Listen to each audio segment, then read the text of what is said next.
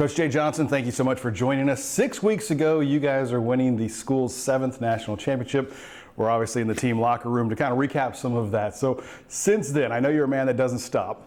I guess give us the aftermath and the whirlwind that you've been on here in the last 6 weeks. Yeah, it's been awesome. I think what I've tried to do actually is take about 10 or 15 minutes a day and go back and watch some of the highlights of the College World Series to not lose that, because it's an unbelievable accomplishment by our team. And it's also super motivating, for catapulting us going forward and working to get back to Omaha and put ourselves in a similar position. And then outside of those 10 or 15 minutes, it's all process, all moving forward, whether that's recruiting, setting things up for the fall. We've had some adjustments in our coaching staff and working through some of those types of things. It's been very busy, and there have been no days off, vacations, or breaks since we hoisted that trophy. You've been crisscrossing the country. We're going to talk about that a little bit in the coming moments here, but yeah, let's talk about Omaha. I guess just going there wasn't new to you, but obviously winning it was. Now that you've done that, what was the sense, the feeling, I guess, afterwards? I know you're so happy for everyone involved, but you yourself, you talked about it. You even joked about it with your father, better get it done now. Time's running out kind of thing. Now that you've done it, what do you feel? A lot of pride, and very proud. I think it wasn't ever just about winning a national championship. Like, I wanted to win a national championship for this team and with these guys. When I accepted the job to come here, 2023 was very much on my mind, of knowing we were going to have Dylan Cruz for 2 years, knowing we were going to have Jordan Thompson for 2 years, Trey Morgan. Like, that's 3 really good foundational pieces.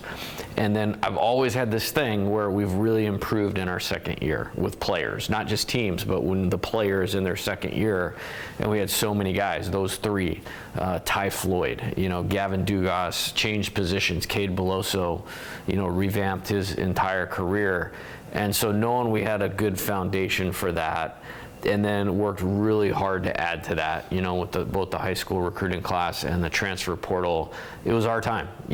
So for it to be our time and then to execute and deliver really for the entire season, a lot of gratification in that. One of the things that I noticed, you were super intense in the build up to the super regionals. Like, you're always intense, but I think you were dialed into another level. Did you feel kind of the pressure to get this team there, like you said?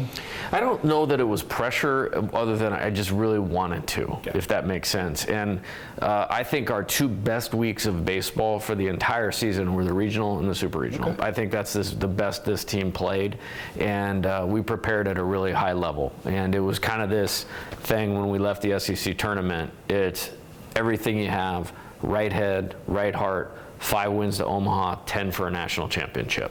One of the things that I picked up with you, not to interrupt you, I'm sorry, but one of the things I picked up with you was the messaging.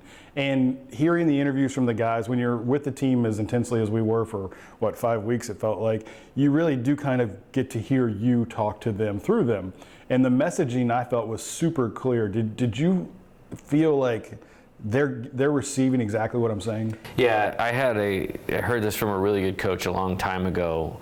When they're talking, and they're talking like you about what you're doing, yeah, then you have them. Yeah. And I love these guys, and part of it was the connectivity to we were all trying to accomplish the same thing.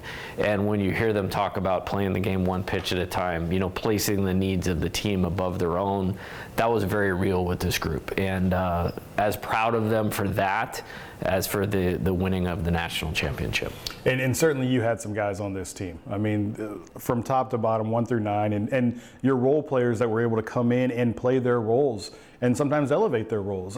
Is this as satisfactory of a roster build as you may have ever had? Oh, 100%. I think having the vision of maybe what we could do to help some guys that were already here, and then maybe add the pieces that we're missing, and then get the improvement on a daily basis, and then play your best when your best was needed, and really throughout the year. I mean, you're not going to go through the SEC and have no speed bumps, but the consistency to play the schedule we played and have 1 week where we had a losing record in a week the entire year is amazing.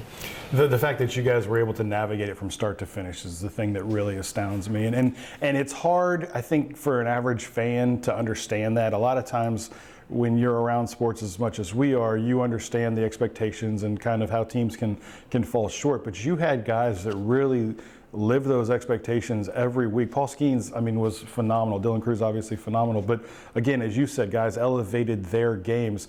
That is the most remarkable thing to me, is that you were able to go basically wire to wire. And you said you had a couple of weeks there, but I think that would help reset the team to some degree.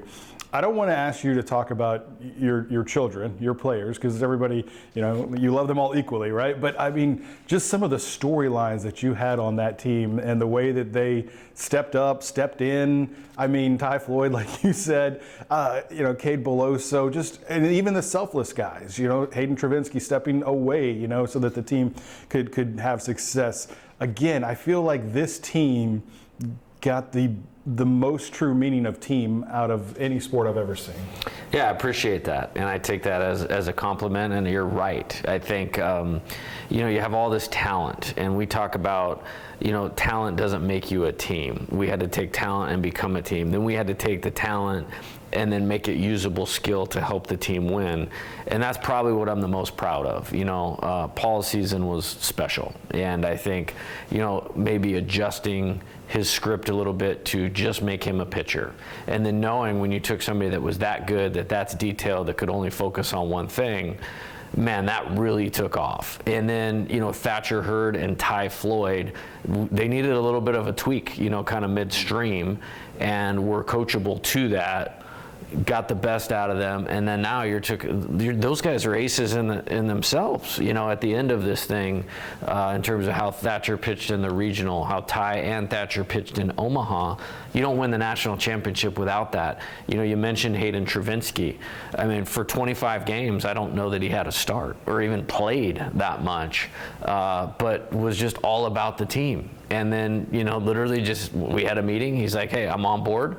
I think I can help more. Okay, what do you need from me so I can maybe help a little bit more? And then laid it out, got him some opportunities. He went out and he did that. Alex Milazzo, same thing. Think about that. We played 3 catchers this year, 3 at one of the most important positions, and we won with all 3 of them. It's pretty awesome. And it wasn't like mop-up duty like you played. Like you legitimately had to play all 3, and they all stepped up. And that's the other thing that I thought was impressive too, is even in that game 2 against Florida, where you were having guys eat up innings, those were critical innings. Those were critical, batters that they were facing, because it enabled you to do what you did in game 3. No question. And I think a cool stat about the College World Series, you have a 27-man roster. All 27 players played in the College World Series. Is that right? In a year that we won the national championship. I'll bet that's never happened before. No, you're right. That is awesome. Wow, what the ultimate team. To that point, I guess, do you feel a sense of validation? Because you are a grinder, right? Anybody that knows you knows that you are not stopping. You're all baseball all the time. You say it yourself. Do you feel some validation in the process that you've been able to implement at your various stops now that this team has been able to kind of take you to the top? I think it's more of like a goal met as opposed to validation. I think I have so much confidence in kind of our way and our desire to improve that process on a day in, day out, year in, year out basis that I can live with the results, because I believe in what we're doing and I believe in how well this team bought into it. Now, I do think it feels better that we were able to accomplish it because of everybody in the organization was so bought in and was so committed and stayed in the moment and had the self-discipline to do each step the right way all the time.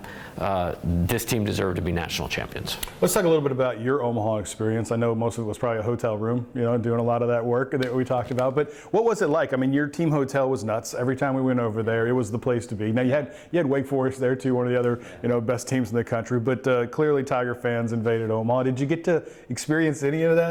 Oh yeah, I mean, we could talk forever about this, and I've explained it this way: is the College World Series or Omaha, it's held in such high regard in your mind of what it is, and then you get there, and then it completely blows that away.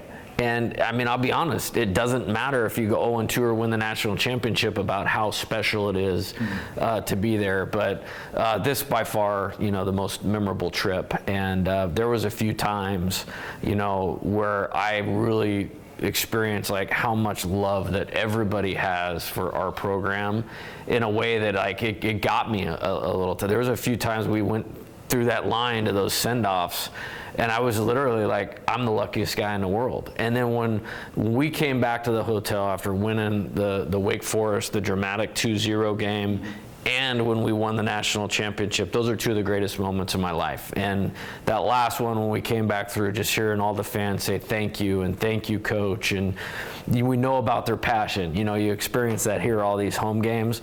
That was pretty cool to be a part of. It's a different passion when you know you're tangible to them. You know, when they're watching you out here, it's the game and they're excited. But when they see you, and that's the best thing I think about baseball, is you get to really see the players. You kind of get to know them. They're not hidden under a helmet. You know, they're a lot more accessible. So I appreciate that, and thank you as well. It was a great run. It was certainly a great story. Any of your favorite memories stand out about the play? You know, that was some of the best play outside of even of the Tigers that I've seen in Omaha. Yeah, I think it's a very validating championship, and we played, in my opinion, the best team that we could play throughout the NCAA tournament. Tulane, really good 4 seed. Like, really, they just won 6 games in a conference tournament that's probably the best conference in baseball outside of the Power 5 in the American Athletic. So that was not a joke of a game. It was 7-2, well-played game. Oregon State, really good 2 seed. I think they were the second place team in the Pac-12. Travis Bazzana, probably going to be the #1 pick in the draft. Gavin Turley's hitting balls over the batter's eye like Dylan Cruz. You know, so it was a great regional win. Kentucky, you know, the 1 seed on the other side, team that really battled us in the regular season. Then you get to Omaha. It's like, when I saw the bracket come out, it's like, if we get to Omaha, we're playing Tennessee. Like, that's how that was going to go. So then you play them, best pitching staff, one of the 2 best pitching staffs in the country. Okay, great, you win game 1. Now you're facing the best pitching staff in the country in Wake, and then they get to the finals. And Florida's been, you know, kind of the standard bearer in college baseball, you know, along with, you know, maybe Vanderbilt, you know, over the last 10 to 15 years. And when we came here, like, we wanted to catch back up to them.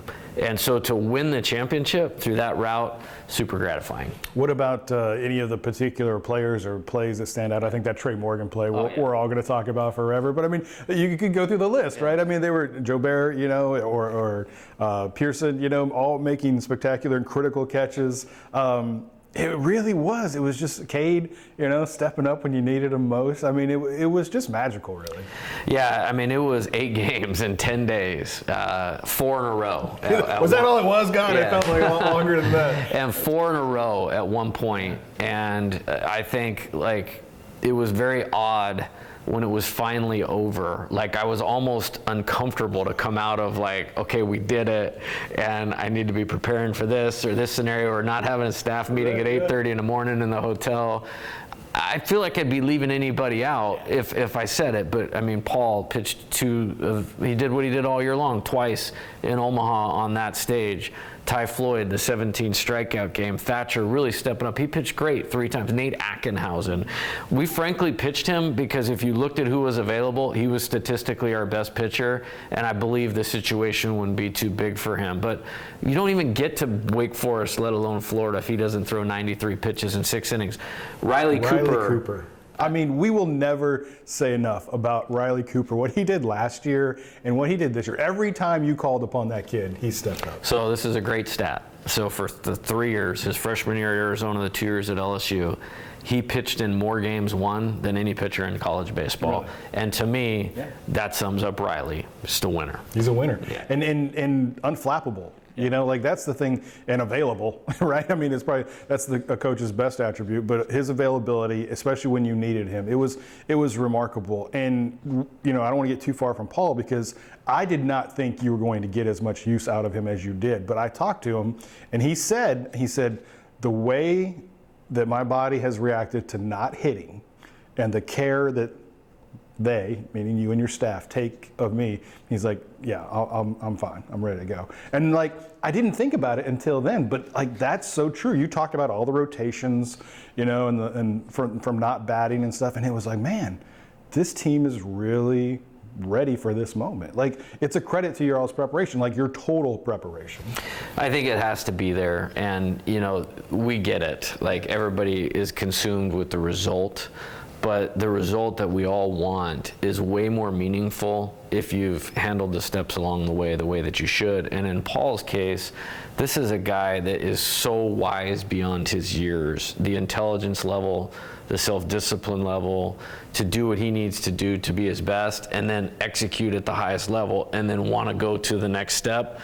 is legendary. And you take that talent with that approach, you have the best pitching season maybe anybody's ever seen in college baseball. And how about Ty Floyd? I don't want to get past that either. I mean, just what an outing. 17 strikeouts, eclipsing Paul with strikeouts at the World Series. I mean, that I did not see coming, I'll admit. You know, I knew he was good, and you said all year long the guy's never lost. You know, like I can parrot those phrases as well. But I mean, just again, the elevation of the game at the moment that you needed most. Yeah, I'm super proud of him. I think after Auburn was the game that he was mowing, like struck out like 7 guys in a row, and then just kind of lost command.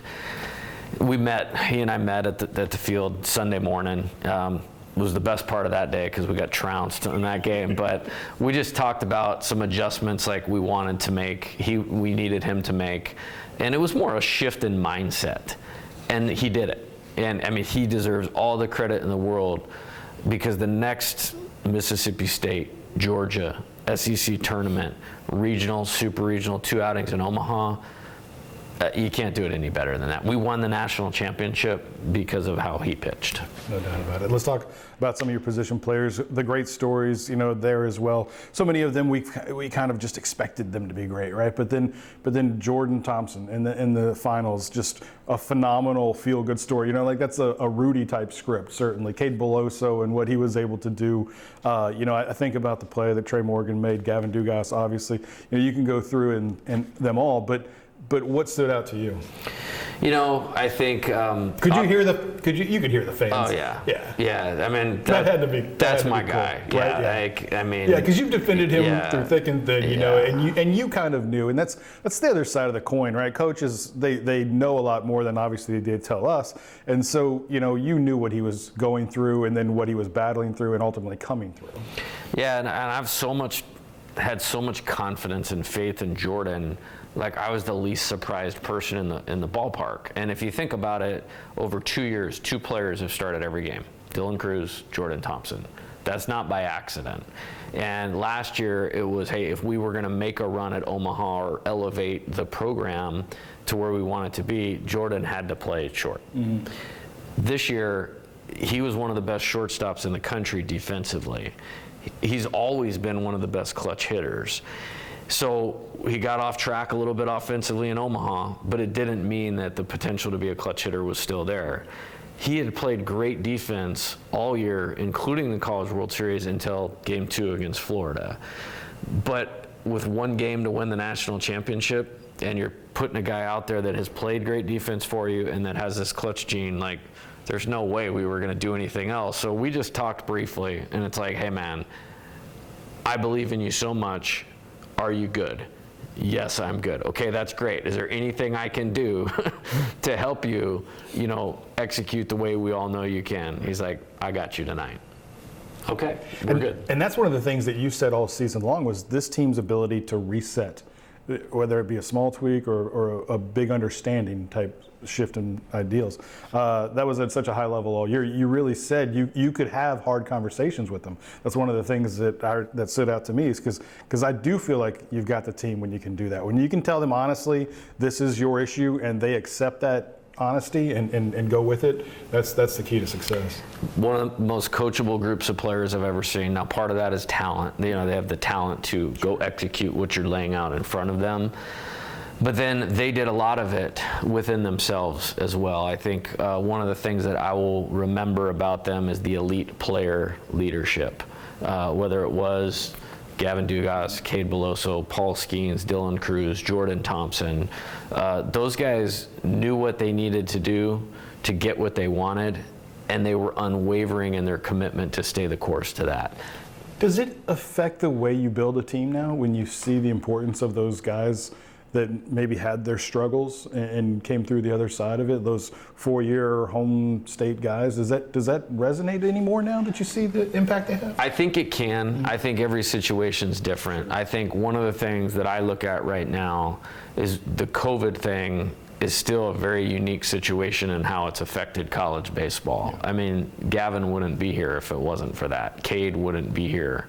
You're not going to have years, and we actually have one more coming up this year, where you're going to have as many fifth-year, 23-year-old players. We have a 40-man roster right now? 40-man roster. but it's still being affected by that COVID thing. And what happens is, you look at a guy like Cade, had a very difficult 2021, but was coachable, came through it, had adversity with an injury, decided to come back, stayed with it, wasn't starting at the beginning of the year, stayed with it.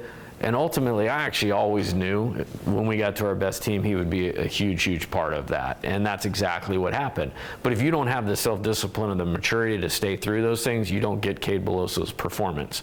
Total credit to him. Gavin, same thing. Guy had like 2 separated shoulders like the entire season and was giving us everything that he had and still hitting the ball over the fence and playing hard and being a leader. There's massive value in that. But it takes time to get there, to get to that 5th year. And that's not always going to be the case here, because we're going to have talented players and they're going to be gone before they get to that 5th year. But there's always a path and there's always a way. Just, you can't underestimate age, experience, making the program important to them. I really believe it was always important to them. They grew up, this is what they wanted to do. But their buy-in level with what was going on here, at least over the 2 years I was here, went to this other level.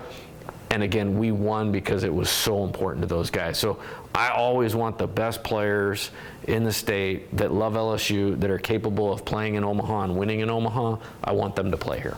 All right, well, that obviously begs the question of how do you do it all over again, Coach, right? Because nobody loves a winner more than people that want another one, right? So, the challenge, and I know we've talked about this, you don't really stop, but the challenge is to replicate that without all those studs that you have. So I know you've been busy trying to get more, but talk about, I guess, the guys that are returning on this year's team and having that foundation of success, but then also being able to kind of understand, this is what it takes to get back to there. Yeah, I think there's a couple things. You start, and you kind of just said it, of respecting what it takes. What I would call it maybe is honoring the process, if you will, of winning.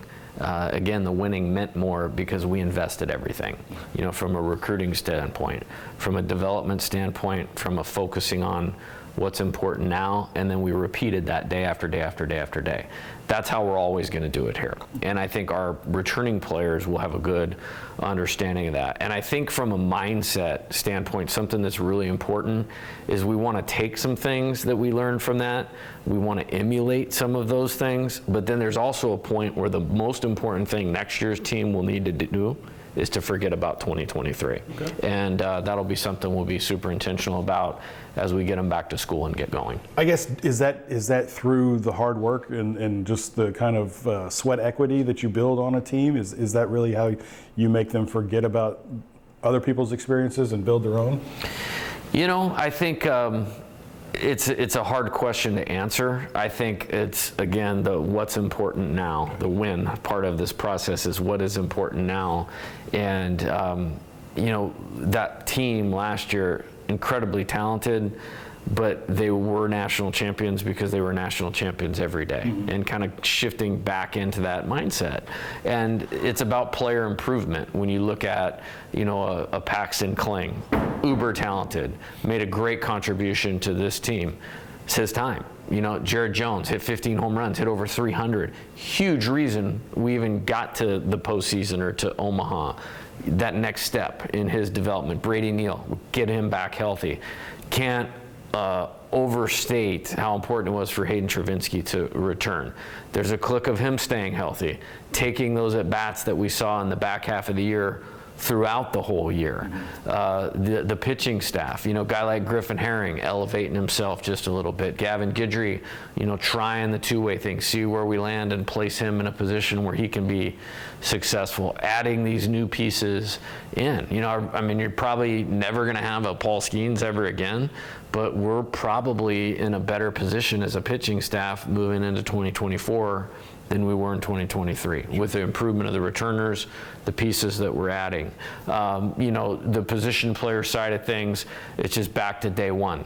Start as if they know nothing and work through our deal, which I'm always excited about, and getting into that. Some of the pitchers that you mentioned, I have questions about. Obviously, Gavin, how do you plan to approach that? Chase Shores, what's his health outlook like? Those kinds of things. Yeah, with Gavin, he wants to try to be a two-way player, okay. Which we're going to give him the opportunity to do that. I think he was pretty self-aware that he wasn't in the best position to help this team in the way that Jordan and Gavin Dugas could, but he wants a chance to do that. We're going to give that to him. Put on 15 pounds, or we're trying to put on 15 pounds before we start. I think knowing he has such good feel for pitching, we're going to protect his arm in the fall from the pitching standpoint, kind of dive into the position player standpoint, and then see kind of where we land on that. Chase Shores, honestly, one of the toughest blows of the season was when he went out, because he was really starting to elevate himself. Pitched great at Texas A&M, pitched great against Arkansas, pitched great against Tennessee the night he got hurt. I think he is a future ace, superstar. The timing of the surgery, mid-April, you don't really know where he's going to land. We won't make any decisions on whether we'll use him or not this year until we get a lot closer to the season. Javen Coleman kind of spoiled all of us, I guess, in that regard. So. Unbelievable. But there's a guy, that what does his prospect look like? Nate Eckenhausen, I'm assuming, will want to try to be a starter. Griffin Herring, that outing that he had in Omaha certainly showed, his stretchability, I guess. Is he a guy that you consider for starter stuff, or does that just all play out in fall ball? Yeah, I think there'll be an element of both. I mean, with Javen, want to definitely give him a chance to start. Griffin, Nate, we'll kind of do that with all of them and stretch them all out, and then let the pieces kind of decide where they fit. I think having Thatcher Hurd return and getting the experience he did was great. Adding Luke Holman, transfer from Alabama, who was one of the best pitchers in our league. You have two solid right-handers. All those lefties that you mentioned, Javen, Griffin, Nate, Gage Jump, who we added from UCLA, Justin Lohr from Xavier. I mean, all of those guys will figure into that. Cade Woods, Alabama. We're in a pretty good spot. And, there's the guys that didn't even pitch for us this year that have a chance to push themselves up into the front of that mix, whether it's starter or bullpen piece. I couldn't feel better about where we're at as a pitching staff right now. Let's talk about the position players, because your middle infield is all new, or will be all new, first, second, third, first, second, and short. Who do you look at there? Who's your first out of the gates? Because you've got some options, again, based on who can kind of be healthy. At your designated hitter position, you can really do some things. No question about it. I think it's to be determined. Sure. We're very happy to add Michael Braswell from South Carolina. Played great against us. So the 4 times we played, that's a guy you'd way rather have on your team than playing against you. I think we can help him, from an offensive standpoint, doing our stuff with him on a daily basis. Mentioned Gavin, going to give him a chance in there as well. Stephen Milam, we're very fortunate to get him through the draft. And then we have 2 other really good freshmen coming in, and Austin Rolig and Ryan Kucherik. So the depth of the infield. Ben Napolt is returning. My favorite stat about Ben Napolt is we only lost 1 game that he played in the entire season. So really excited about the options there. There's plenty of opportunities for guys. Some of them it'll be their time now. Some of them might be 2025, but really excited about the depth we have in the infield. And you've got some new additions in the outfield. Does Paxton kick over to center? What are your thoughts there? Yeah, I think he's definitely a true center fielder, and is as talented as you could ever ask for, showing up on a college campus. I really believe had we just continued to play him, the results might have not turned out any differently. You just had such highly skilled guys, and Dylan and Josh Pearson and Braden Joubert. I mean, that's one of my favorite stories of the entire season, is how he performed when we really needed him.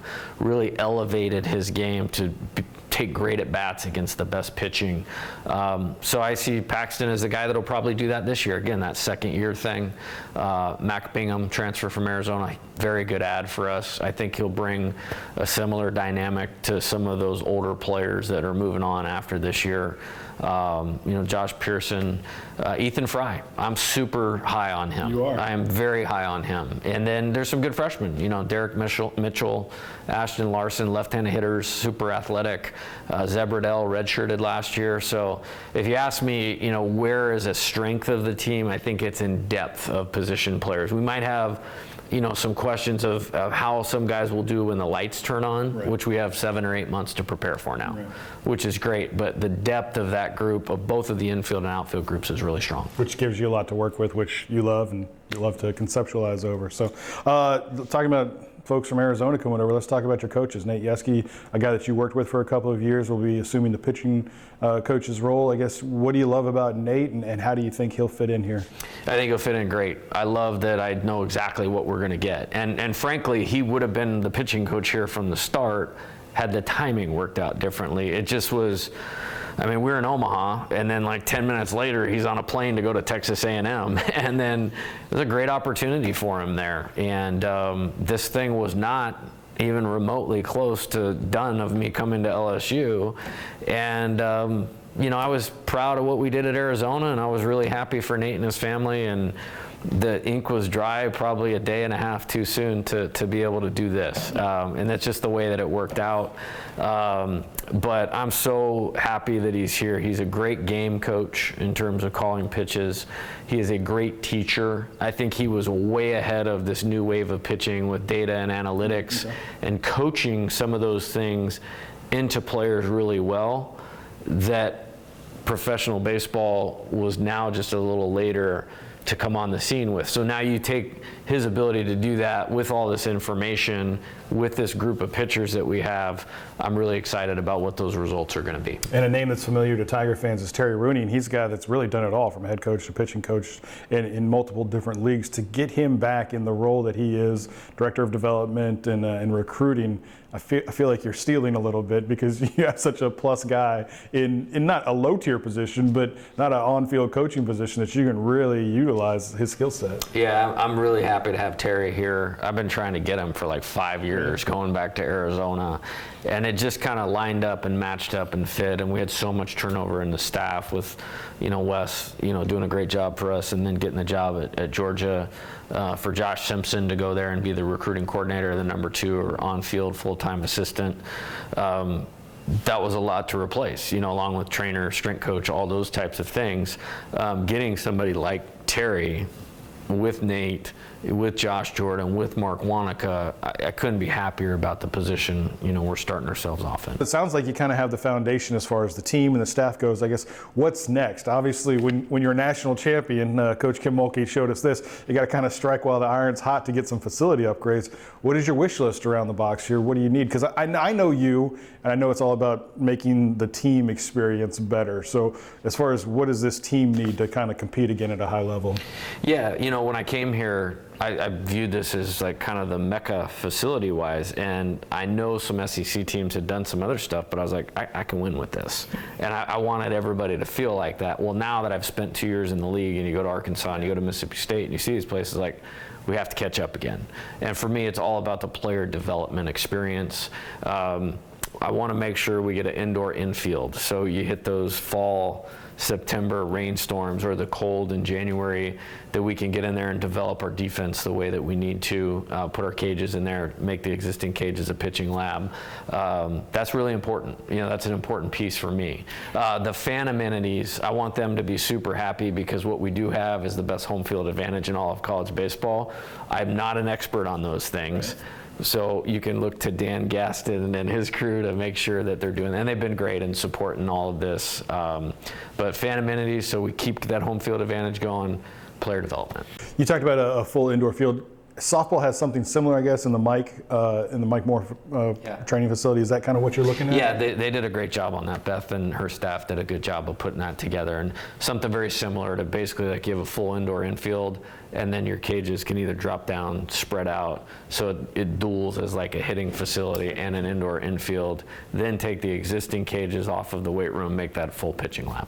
And then do you elevate the weight room above that, kind of like softball did? I think we'll probably leave that as is. Like, I think that's one of the best ones in college baseball that's at an actual facility. Right. So I think that's probably just a separate piece. Like I said, cages to pitching lab, and then new indoor infield. And one of the things that I know is being kicked around, because people like literally are asking me via Twitter and emails, what's going on with the bullpens? So I know there's a move to try to get them off the field, I guess is the easiest way to describe it. Yeah, I mean, it's kind of a safety issue. You know what I mean? And I think it's important that we get them off the field. I I know we're going to do some additional seating, like high fan experience or elite fan experience type deals there. Push them into right field and left field eventually in time. Okay. And I think it's a good move, just from you don't see many of those anymore where they're actually on the field. Plus, we could have the excitement of who's coming out of the bullpen, without knowing. And I'm sure, as a coach, you love that, huh? Yes. Just keeping the opposing team guessing. That was one of my favorite things about Omaha, is you talking about it, and after the fact about using Paul as a psychological weapon against Florida, just to see him run down there and the deflating nature that it could have for the Gators. So the dude is always thinking, people. He is leaving no stone unturned, for sure. I guess let's just wrap up with, now that it's done, you're going to give yourself a couple of days to take a break and go to an island somewhere? I mean, do you get a break? Well, that sounds amazing. December kind of has just turned into the time where I can do that and not feel like we're losing any ground. I think, good, bad, or indifferent, the transfer portal has completely changed college baseball, and for the good for us. We don't finish fourth in the SEC in 2022 without the transfer portal. We don't win the national championship without it, and I think we used it well again to be well positioned for 2024. But with the nature of it and the timing of it, it's really changed the urgency, the immediacy of recruiting in the summer. So it's like season over, and then you're into that, and then we start school here really early. I'd be okay starting that Tuesday after Labor Day if anybody's listening, but that's not what we do. So it's important that we get going right away into our process, use our entire fall the way that we can, and then Thanksgiving, December, that's probably the time frame. When will the guys report?